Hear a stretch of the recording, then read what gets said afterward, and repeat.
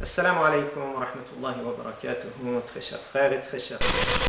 Le pèlerinage est un voyage sur les pas du père des prophètes, Ibrahim alayhi salam, et toute sa famille. Dans les précédentes vidéos, nous sommes allés nous ressourcer dans un verset de Surat al-Baqarah qui est dans la série de versets qui parle du pèlerinage.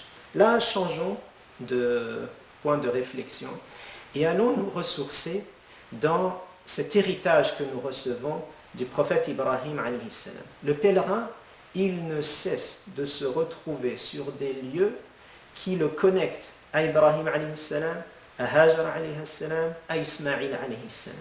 Quantité d'histoires. Et donc je vais m'arrêter sur l'une de ces histoires maintenant, une seconde dans la vidéo prochaine et une troisième un peu plus tard, Inch'Allah. La première histoire, c'est que lorsque le pèlerin il arrive sur les lieux du pèlerinage, la Kaaba, la Mecque, avec cette masse de gens, il se souvient qu'à un moment donné, Allah subhanahu wa ta'ala a demandé à Ibrahim alayhi salam de prendre son épouse avec leur nourrisson Ismaïl et de les déposer dans une vallée qui est totalement déserte. Là, le désert rocailleux qu'il y a à la Mecque, ni eau, pas de nourriture, pas d'habitants, aucun soutien. Et seul Allah subhanahu wa ta'ala a été là pour faire surgir la vie avec l'eau de Zamzam, pour rebâtir la première maison sacrée qui a été érigée sur terre pour adorer Dieu, la Kaaba.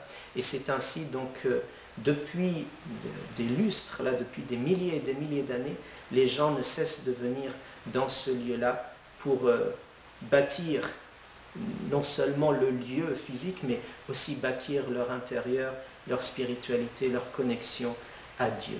Lorsqu'on va sur les lieux du pèlerinage, on se souvient qu'à un moment donné, Dieu a dit à Ibrahim alayhi salam d'appeler, de faire un appel général à l'humanité pour qu'ils viennent faire le pèlerinage. وَأَذِّنْ فِي النَّاسِ بِالْحَجِّ يَأْتُوكَ رِجَالًا وَعَلَى كُلِّ ضَامِرٍ يَأْتِينَ مِنْ كُلِّ فَجٍّ عَمِيقٍ.